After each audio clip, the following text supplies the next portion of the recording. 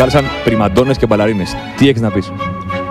Τι να πούμε, το ακούσαμε, μας φάνε μπαλαρίνες και πριμαντώνες. Όλοι οι χοροί είναι δύσκολοι και χρειάζεται προσοχή μέχρι το τελευταίο λεπτό. Εμείς κοιτάμε πάντα τον επόμενο χορό.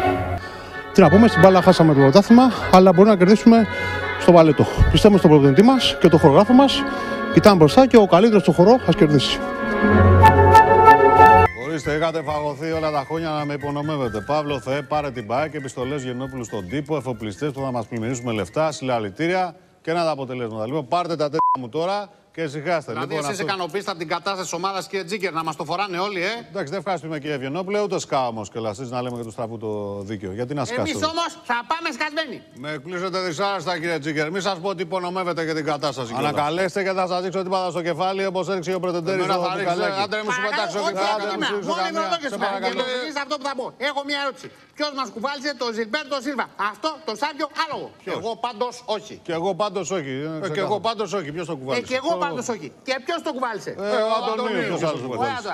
Βρήκατε το εύκολο βήμα. Τον Αντωνίου. Μην είστε τόσο σίγουρος, κύριε Κοντέ, από πάνω μου. Και τον Αντωνίου ποιος το κουβάλισε στον Παναθηναϊκό? Καλά, ανάξη μας κάνετε, κύριε Γιαννακόπουλε. Μη χέσω τώρα. Έλα, σωστά σου λέει τώρα. Άντε ρε κοντο. Ναι, σου πω καμιά κουβέντα. Ανακαλέστε αμέσως. Όχι, ρε, δεν ανακαλώ. Να και εσύ, να και εσύ. Να. Στον απόψινό αγώνα με τη Βέρντερ, παρατηρήσαμε ότι δεν έπεσε ούτε μία φορά στο χορτάρι. Ευχαριστώ για τα καλά σας λόγια. Εντάξει, το παρατήρησα και εγώ αυτό. Τελικά έχει πλάκα να παίζει κανείς μπάλα όρθιος. Εγώ δεν το είχα πάρει χαμπάρι αυτά τα χρόνια παίζω και από εδώ και πέρα υποσχόμαι να το κάνω πιο συχνά. Σωτήρη, διακρίνω ένα παράπονο στα λόγια σου. Ίσως γιατί τον τελευταίο καιρό δεν παίζεις πολύ. Ναι, θέλω να παίξω. Κυρίες και κύριοι, μόλις βγήκε μια είδηση από τη συνέντευξή μας με τον Σωτήρη Νίνη. Πώς νιώθεις ανάμεσα σε αυτά τα μεγαθύρια?